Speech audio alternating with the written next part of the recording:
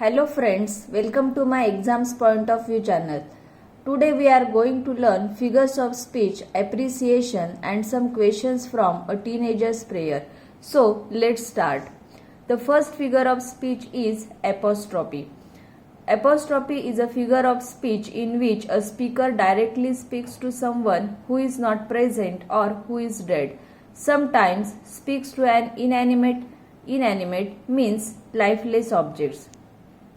Apostrophe हे असं figure of speech आहे ज्याच्यामध्ये कवी हा समोर कोणी नाहीये किंवा जो मृत आहे त्याच्याशी बोलतो किंवा इनॅनिमेट म्हणजे लाईफलेस ऑब्जेक्ट्स म्हणजे निर्जीव वस्तूंशी बोलतो.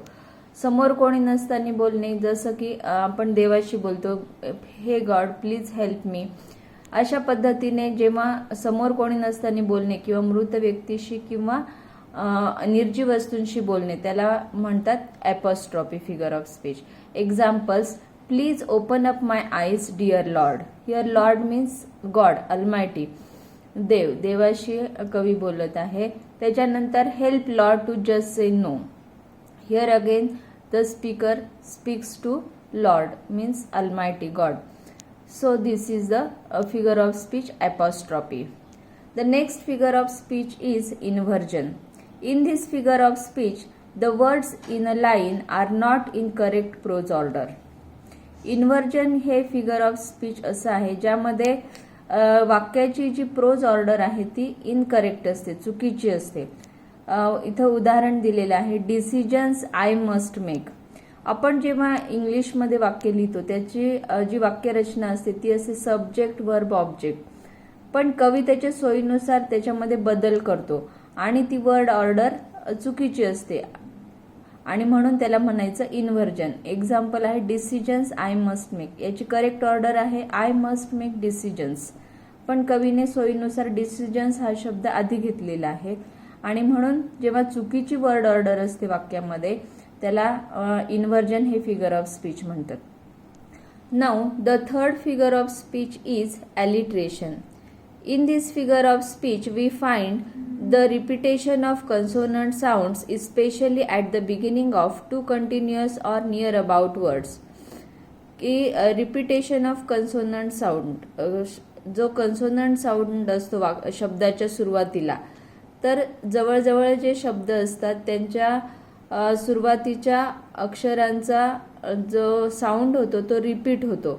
For example each day brings new beginnings. या वाक्यामध्ये बी हा साऊंड रिपीट झालेला आहे आणि जे साऊंड रिपीट झालेले आहे त्याच्या खाली मी अंडरलाईन केलेली आहे. तर ब्रिंग्स आणि बिगिनिंग्स हे जवळजवळ आलेले शब्द आहेत आणि यांचा बी हा साऊंड रिपीट झालेला आहे आणि म्हणून हे फिगर ऑफ स्पीच आहे ॲलिट्रेशन. त्यानंतर decisions I must make. Here M sound is repeated. Then travel down the darkened road. D sound is repeated. Bring out the best in me. B sound is repeated. And fit for life each day. Here F sound is repeated. That life is lived its very best. In this sentence L sound is repeated. So when the same sound is repeated, then the figure of speech is alliteration. The next figure of speech is metaphor. In this figure of speech, two different objects are compared without using like or as. की comparison केलेलं असतं, तुलना केलेली असते दोन वेगवेगळ्या वस्तूंमध्ये, पण ही तुलना करताना लाईक किंवा ॲज याचा वापर केला जात नाही. आपण जेव्हा तुलना करतो तेव्हा आपण लाईक किंवा ॲज वापरतो, की ॲज कोल्ड ॲज आईस, बर्फासारखा थंड, अशा पद्धतीने आपण तुलना करतो. पण जेव्हा तुलना करताना लाईक किंवा ॲजचा वापर न करता तुलना केली जाते तेव्हा त्याला म्हणायचं metaphor. For example I can choose to take the road of life. तर रोड ऑफ लाईफ म्हणजे काय आहे तर तुमचं एम आहे, ध्येय आहे आणि म्हणून डायरेक्ट तुमच्या ध्येयाची तुलना रोड ऑफ लाईफशी केलेली आहे आणि म्हणून हे मेटाफर फिगर ऑफ स्पीच आहे. आणखी एक उदाहरण देते मी जे पुस्तकातलं नाहीये. The camel is the ship of the desert. उंटाला वाळवंटातलं जहाज म्हटलेलं आहे आणि जर हे वाक्य असं असतं की the camel is like the ship of the dessert, की उंट हा वाळवंटातल्या जहाजासारखा आहे, आणि लाईक वापरून जर वाक्य असतं तर ते सिमिली हे फिगर ऑफ स्पीच झालं असतं. पण इथं ॲज किंवा लाईक न वापरता त्याची तुलना वाळवंटातल्या जहाजासोबत केलेली आहे आणि म्हणून हे फिगर ऑफ स्पीच आहे मेटॅफर. I hope you have understood all the figures of speech. Now we will see the appreciation of the poem. The first point is title. The title of the poem is A Teenager's Prayer. Second point is name of the poet. The poet of the poem is J. Morse. Third point is rhyme scheme. Rhyme scheme is ABCB. Fourth point is figure of speech. Apostrophe, inversion, metaphor, alliteration. You can write any one. We have seen all the figures of speech of the poem. Fifth point is theme or central idea. Teenage is the important stage in everyone's life. In this stage, teenagers decide the path of their future. If he chooses the right way, then he will become successful in his life. But if he chooses the wrong way, then he will not get success. So a teenager prays God to show him a right way for his future. We have to write appreciation in 5 points: title, name of the poet, rhyme scheme, a figure of speech, and theme or central idea. Then title and the name of the poet. These 2 points have half marks each.